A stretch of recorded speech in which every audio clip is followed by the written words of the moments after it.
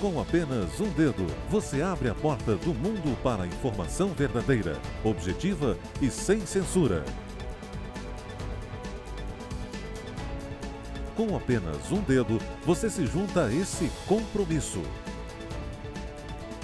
Você vê o resultado de nosso trabalho, a sua nova visão do mundo. Mundial Telenotícias Brasil.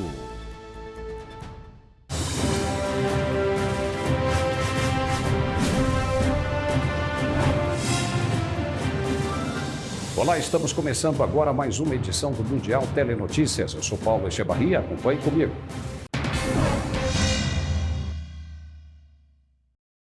Joe Biden recebeu o presidente mexicano Andrés Manuel López Obrador na Casa Branca em busca de paliativos para a crise migratória, além de tentar aparar as arestas de uma relação que está longe de ser tranquila. O encontro foi marcado por dois assuntos principais: migração e segurança, ainda em meio ao luto pela tragédia dos mais de 50 migrantes mortos em um trailer no Texas, dos quais mais da metade era mexicana. Mr. President, this is a relationship that directly impacts the daily lives of our people. And despite the overhyped headlines that we sometimes see, you and I have a strong and productive relationship. A pesar de nuestras diferencias y de agravios que no resultan fácil de olvidar ni con el tiempo ni con los buenos deseos, en muchas ocasiones hemos podido coincidir y trabajar como buenos amigos y verdaderos aliados. Biden ressaltou a necessidade de abordar a migração como um desafio hemisférico compartilhado e disse que seu governo trabalha para expandir caminhos legais para o trabalho nos Estados Unidos, citando 300 mil vistos de trabalho temporário emitidos para trabalhadores mexicanos no ano passado. López Obrador pediu um programa ousado para enfrentar as questões migratórias e sugeriu a facilitação da entrada de trabalhadores qualificados do México e América Central para apoiar a força de trabalho em um momento em que os americanos sofrem com falta de mão de obra. O encontro passou ainda pela necessidade de investir em projetos de desenvolvimento na América Central para impedir o fluxo de saída de parte da população. Esta foi a segunda visita de López Obrador à Casa Branca desde que Biden assumiu o cargo no ano passado. Em junho, o presidente mexicano boicotou a Cúpula das Américas em Los Angeles após o governo americano não convidar Cuba, Venezuela e Nicarágua para o encontro. E depois do encontro com o presidente mexicano, Joe Biden seguiu direto para Israel. Ele ainda vai passar pela Palestina e Arábia Saudita. Durante a passagem pela região, Biden vai precisar demonstrar habilidades diplomáticas no conflito Israel-Palestina, nas tensões com o Irã e nas negociações por petróleo com a Arábia Saudita. O avião presidencial americano Air Force One pousou no meio da tarde no aeroporto Ben Gurion de Tel Aviv, onde era aguardado pelo presidente Isaac Herzog e pelo premier Yair Lapid.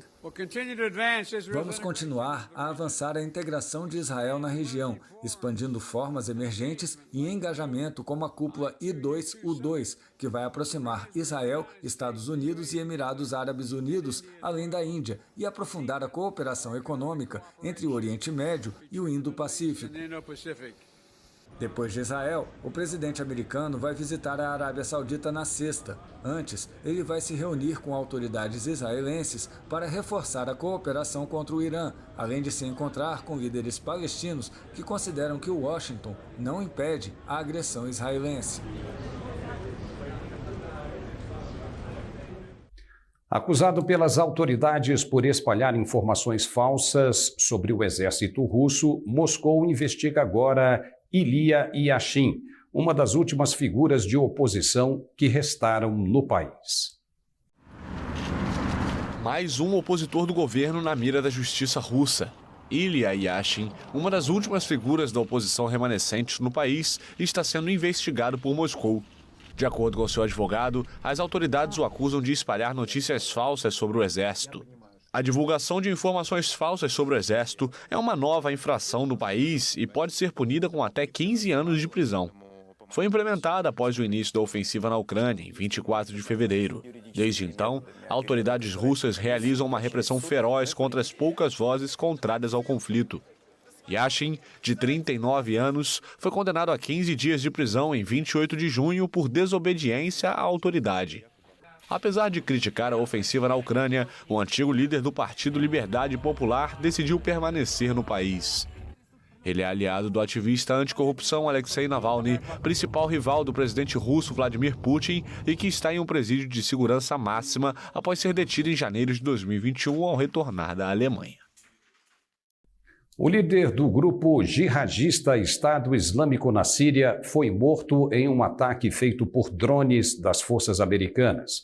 A informação foi confirmada pelo Pentágono e o Departamento de Defesa informou que um dos principais assessores de Maher al-Agal ficou gravemente ferido. A informação foi confirmada pelo Pentágono. O homem foi atingido enquanto pilotava uma motocicleta. De acordo com o Comando Central do Departamento de Defesa, um dos principais assessores de Agal ficou gravemente ferido. O Observatório Sírio para os Direitos Humanos, uma fonte de referência na região, confirmou que o líder do grupo jihadista foi morto em um ataque de drone.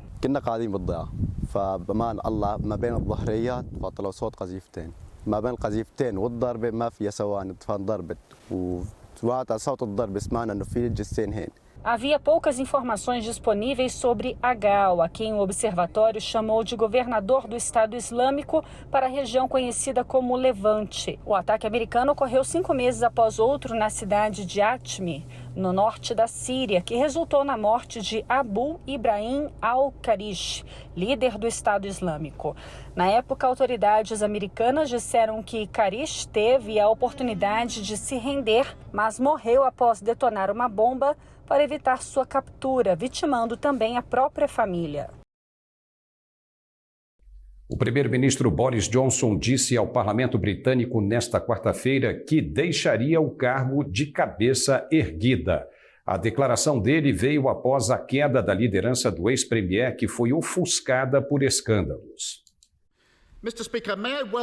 O líder trabalhista Keir Starmer disse durante a sessão semanal de perguntas ao primeiro-ministro que Johnson tem estado totalmente iludido até o amargo fim. O comentário do oposicionista levantou aplausos das bancadas de oposição. Em um sinal do que está por vir, Starmer também está de olho nos parlamentares conservadores que lutam para ocupar a cadeira vazia deixada pelo primeiro-ministro. A sessão começou com um orador furioso expulsando Kenny MacAskill e Neil Henvey, ambos do partido pró-independência escocês ALBA, depois que eles lançaram um protesto.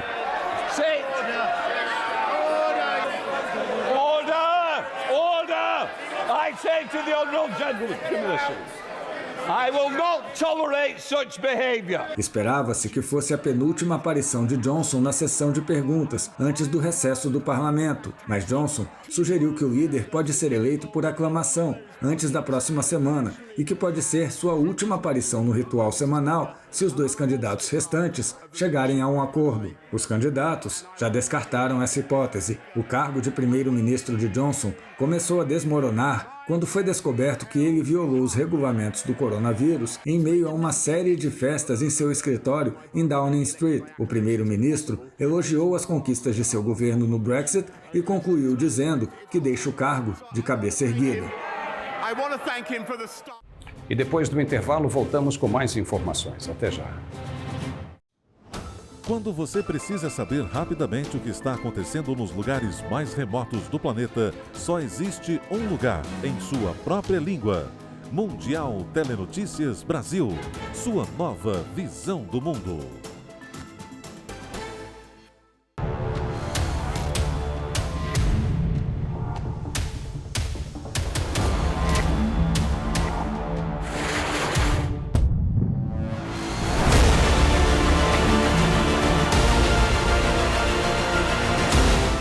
Satisfação conduzir os primeiros itens de série no Brasil. Senta bola, Brasil!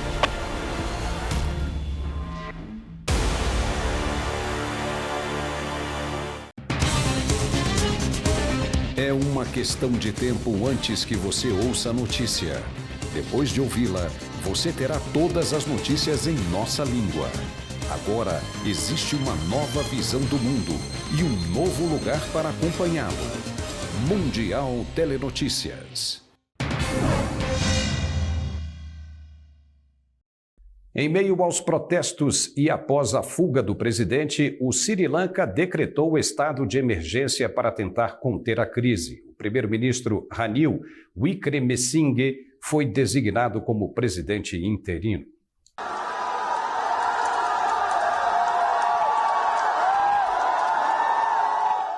O primeiro-ministro Ranil Wickremesinghe foi designado como presidente interino.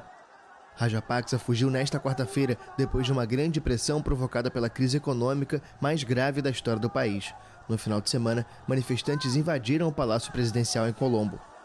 A Constituição do Sri Lanka prevê, em caso de renúncia, o que o presidente prometeu fazer durante esta quarta, que o primeiro-ministro assuma o cargo de maneira interina até uma eleição indireta. Nesta eleição, o parlamento escolhe um deputado para exercer a função de chefe de Estado até o fim do mandato em curso, em novembro de 2024. Manifestantes acusam o presidente Gotabaya Rajapaksa de ser responsável pela grande crise política e econômica pela qual passa o país, com inflação galopante e escassez de medicamentos e alimentos.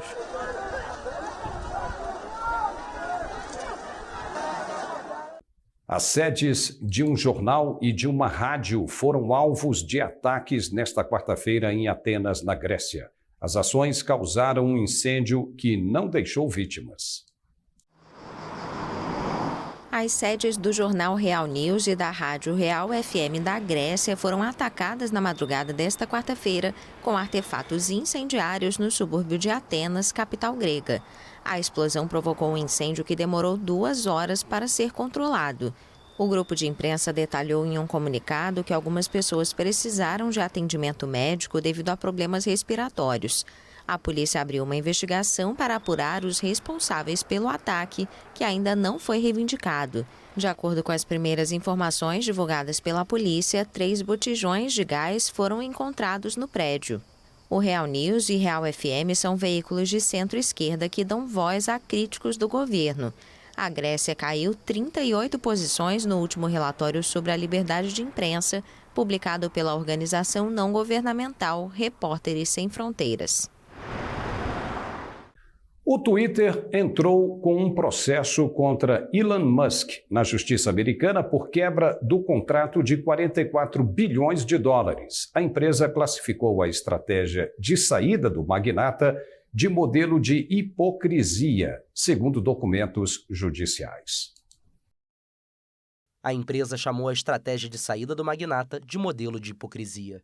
A ação movida no estado de Delaware pede que a justiça ordene o bilionário a concluir o acordo para comprar a rede social, argumentando que nenhuma compensação financeira pode reparar os danos causados à empresa. As ações do Twitter subiram sutilmente nas operações após o pregão, quando a notícia veio à tona.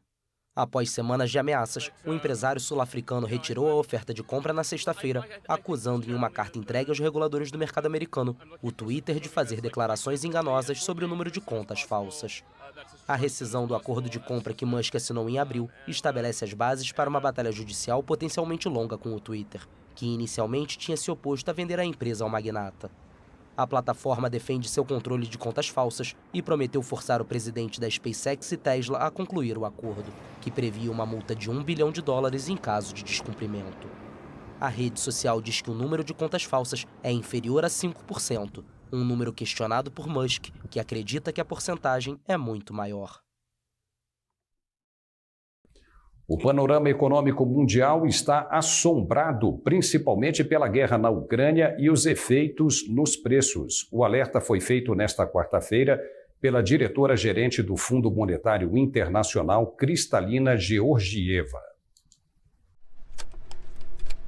O FMI espera uma nova queda em suas projeções de crescimento tanto para 2022 como para 2023. Os dados vão ser publicados no fim do mês. Na sexta-feira e no sábado, os ministros das Finanças e governadores dos bancos centrais do G20 vão se reunir em Bali. Na última reunião do grupo em abril, o FMI tinha acabado de rebaixar sua previsão de crescimento mundial a 3,6% para este ano e o próximo, e já havia um temor de que a situação poderia se agravar. Georgieva ainda disse que a inflação é mais alta do que o esperado e atinge outros setores além dos alimentos e da energia. Na nota, o fundo adverte que este cenário pode agravar tensões sociais dentro dos países afetados. Entre as principais preocupações, o FMI menciona a insegurança alimentar em rápida escalada, com efeitos mais graves nas populações mais pobres. Para enfrentar o problema, o órgão defende, entre outras medidas, continuar o multilateralismo e usou como exemplo o recente levantamento das restrições às exportações de alimentos. Ex-diretores da usina nuclear de Fukushima foram condenados a pagar 97 bilhões de dólares em indenizações. A justiça concluiu que o desastre de 2011 poderia ter sido evitado. Eles terão que pagar 13,32 trilhões de ienes, o equivalente a 97 bilhões de dólares. Os 4 ex-diretores da Companhia de Energia Elétrica de Tóquio, a TEPCO, foram condenados a pagar a quantia como indenização pelos danos. O processo foi iniciado pelos acionistas da empresa pelo desastre nuclear provocado por um tsunami há mais de uma década. Os advogados celebraram a sentença e afirmaram que esta é a maior indenização já concedida em um processo civil no Japão, embora os réus não devam conseguir pagar todo esse valor. Para os acionistas, a catástrofe poderia ter sido evitada se os diretores da TEPCO tivessem aplicado medidas preventivas. Mas os ex-executivos afirmaram que os riscos não poderiam ter sido previstos. 3 dos 6 reatores da central nuclear de Fukushima estavam em funcionamento quando um terremoto submarino de grande magnitude provocou o tsunami devastador de 11 de março de 2011. Os reatores entraram em colapso depois que os sistemas de resfriamento falharam, provocando o pior acidente nuclear desde Chernobyl em 1986. A TEPCO trabalha em um longo processo de desmantelamento da central nuclear, que deve durar décadas e é muito caro. O tsunami de 2011 deixou 18.500 mortos e desaparecidos. Rússia e Ucrânia se reuniram com autoridades da ONU e da Turquia nesta quarta-feira. É uma tentativa de romper um impasse de meses sobre as exportações de grãos que fez com que os preços dos alimentos disparassem e milhões enfrentassem a fome. A reunião em Istambul acontece em meio à invasão da Ucrânia pela Rússia, que não mostra sinais de diminuir. As primeiras conversas cara a cara entre as delegações russa e ucraniana, desde outra reunião em Istambul em 29 de março, vem com a ameaça de escassez de alimentos se espalhando pelas partes mais pobres do mundo. A Ucrânia é um exportador vital de trigo e grãos, como cevada e milho. O país também fornece quase metade de todo o óleo de girassol comercializado nos mercados globais. Mas os carregamentos através do Mar Negro foram bloqueados por navios de guerra russos e minas que Kiev colocou para evitar um ataque anfíbio. As negociações de Istambul estão sendo complicadas pelas crescentes suspeitas de que a Rússia esteja tentando exportar grãos que roubou de agricultores ucranianos em regiões sob seu controle. Dados da Agência Espacial dos Estados Unidos divulgados na semana passada mostraram que 22% das terras agrícolas da Ucrânia estão sob controle russo. O ministro das Relações Exteriores da Ucrânia, Dmytro Kuleba, disse que Kiev está a 2 passos de um acordo com a Rússia. A Rússia disse que os requisitos incluem o direito de revisar os navios para evitar o contrabando de armas, uma exigência rejeitada por Kiev. O secretário-geral da ONU, Antônio Guterres, tentou na terça-feira minimizar as expectativas de um avanço iminente. A Turquia, membro da OTAN, tem usado as boas relações com o Kremlin e com Kiev para tentar intermediar um acordo sobre uma maneira segura de entregar os grãos. A Turquia diz que tem 20 navios mercantes esperando na região, que podem ser rapidamente carregados e enviados para os mercados mundiais. Um plano da ONU propõe que os navios sigam corredores seguros que passam pela localização conhecida das minas. Os especialistas dizem que a desminagem do Mar Negro é uma operação complexa que pode levar meses, muito tempo, para lidar com a crescente crise alimentar global. E agora vamos a um rápido intervalo e voltamos em 1 minuto. Até já. A melhor alternativa de notícias internacionais em português. Mundial Telenotícias Brasil. É preciso coragem para olhar para o passado e ver as adversidades que superamos. Durante todo o caminho, enfrentamos batalhas, fazemos escolhas e sabemos que não chegamos sozinhos onde estamos. A Marinha está repleta de grandes heróis que inspiram novas histórias. Somos a força que transforma.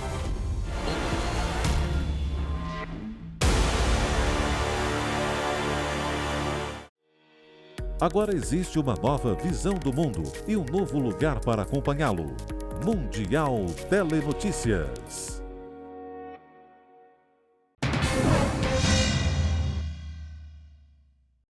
A região separatista ucraniana de Donetsk inaugurou uma embaixada em Moscou e, de acordo com o Ministério das Relações Exteriores da região pró-russa, o objetivo é libertar a república.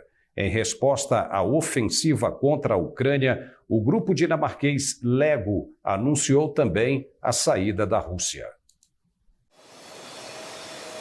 De acordo com a ministra da província auto-intitulada de República, Natália Nikanorova, a situação do leste ucraniano piorou drasticamente nos últimos dias. A titular da pasta assegurou que um referendo vai ser realizado e, dependendo do resultado, o status de embaixada pode ser modificado. Во-вторых, конечно же, будет объявлен референдум, потому что мы уже услышали все сигналы и чаяния нашего народа. Референдум будет объявлен, он пройдет в положенные сроки, обозначенные законодательством Донецкой Народной Республики. Кстати, enquanto isso, a Rússia segue sofrendo sanções ocidentais. Agora foi a vez da número 1 no mundo dos brinquedos anunciar a interrupção definitiva das vendas no país devido à guerra na Ucrânia. A fabricante de tijolos de plástico Lego, que já havia suspendido entregas ao país em março, seguiu os passos de diversas outras multinacionais e decidiu encerrar indefinidamente suas atividades comerciais na Rússia. O grupo dinamarquês também anunciou que vai cortar empregos da maioria da equipe sediada em Moscou. A série dramática da HBO, Succession, recebeu 25 indicações ao Emmy e a sul-coreana Round 6 fez história ao se tornar a primeira produção em língua não inglesa a ser indicada para a maior glória televisiva, equivalente ao Oscar. As indicações foram anunciadas em uma transmissão virtual com os atores Melissa Fumero e J.B. Smoove. Outro destaque foi a sul-coreana Round 6, que fez história ao se tornar a primeira série de drama de língua não inglesa a ser indicada ao prêmio.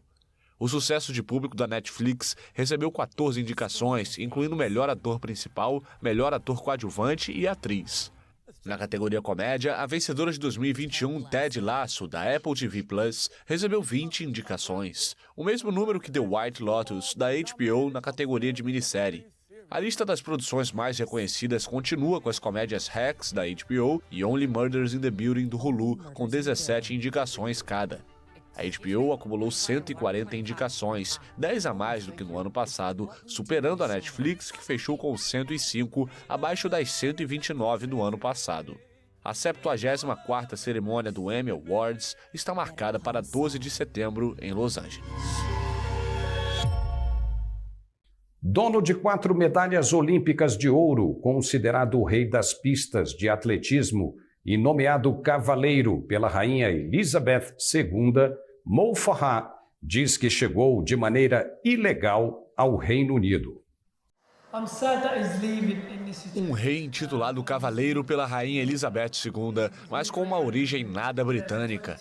O tetracampeão olímpico do atletismo Mo Farah, o rei das pistas, declarou em um documentário que chegou de maneira ilegal e forçada no Reino Unido. Separado da mãe, foi transportado ilegalmente com 9 anos de idade e com uma identidade falsa sob o nome de um outro menino, Mohamed Farah. Refugiado da Somália, ele conta que foi obrigado a trabalhar como empregado doméstico de uma família após ser traficado para o país. O atleta contou a verdade para o professor de educação física, que havia notado suas mudanças de humor quando estava na pista. Foi então morar na casa da mãe de um amigo que cuidou de verdade dele. No documentário a ser exibido na próxima quarta-feira pela BBC britânica, ele conta que seu nome original é, na verdade, Hussein Abdi Caim. A história de vida do fundista tem outras passagens tristes, como o assassinato do pai na Somália, quando tinha apenas 4 anos. Farah retornou ao país africano em 2003 e mais tarde criou uma fundação com a esposa para construir poços e fornecer alimentos e assistência médica no continente. O atleta, que venceu as provas dos 5.000 e 10.000 metros nos Jogos Olímpicos de Londres 2012 e Rio 2016, explica que foram os 4 filhos que o pressionaram a revelar a verdade sobre seu passado. A onda de calor que atingiu a Península Ibérica continua e deve chegar à França e Reino Unido nos próximos dias. Incêndios florestais já atingem a região sudoeste da França. Depois de Espanha e Portugal sofrerem, França e Reino Unido se preparam para a chegada de uma onda de calor excepcional a partir desta quarta-feira, a segunda em apenas um mês. De acordo com cientistas, existe uma relação direta entre as ondas de calor e a mudança climática, já que as emissões de gases do efeito estufa aumentam a intensidade, duração e frequência dos fenômenos. As temperaturas extremas produzem secas e aumentam as chances de incêndio.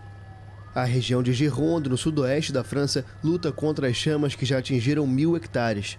Na Península Ibérica, as altas temperaturas começaram no último final de semana e devem durar pelo menos até domingo, com temperaturas sufocantes.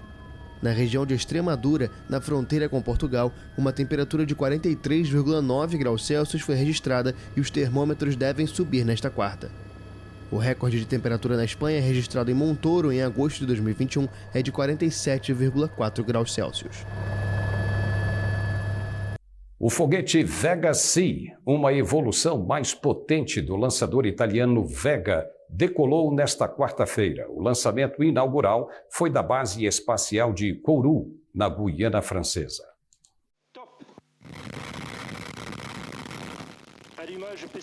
O lançamento ocorreu com 2 horas de atraso e a contagem regressiva teve que ser interrompida 2 vezes para verificações técnicas depois do relato de anomalias. Com 35 metros de altura, o Vega C é um pouco mais alto que o antecessor e pode colocar em órbita polar de referência, a uma altitude de 700 km satélites, até 2,2 toneladas, contra 1,5 tonelada do Vega. O novo modelo vai poder realizar algumas das missões antes atribuídas ao lançador médio russo Soyuz. Além de alguns satélites pequenos, o Vega C transporta o Lares 2, uma esfera metálica de 300 quilos, usada para estudar o efeito da gravidade em órbita. Pouco comum, a profissão de mateiro ou escalador de árvore é importante para o estudo da biodiversidade da Amazônia. Zelão, como é chamado o homem que sobe nas árvores, atua com expedições científicas há 10 anos e já prepara os 2 filhos para seguirem os seus passos até o topo das árvores. O homem de 42 anos é um dos poucos mateiros ou escaladores de árvores da Amazônia brasileira. A profissão de risco costuma ser feita de maneira informal e é vital para o estudo da biodiversidade da maior floresta tropical do planeta. Uma coisa que é muito arriscada, é por isso que lá na instituição tem pouco escalador. Então, para você conseguir um escalador é muito difícil, assim, a minha agenda é cheia. Zelão acompanha há mais de 10 anos as expedições científicas pela selva densa, escalando de 5 a 6 vezes por dia árvores de até 50 metros de altura. Ele colhe flores e frutos dos galhos ou instala câmeras que filmam as aves e os macacos locais e seu comportamento. Mas é uma região onde o conhecimento da biodiversidade ele ainda é muito escasso, muito precário. Então, é importante vir para cá simplesmente para inventariar as plantas, os bichos, né, a biodiversidade que ocorre nessa região.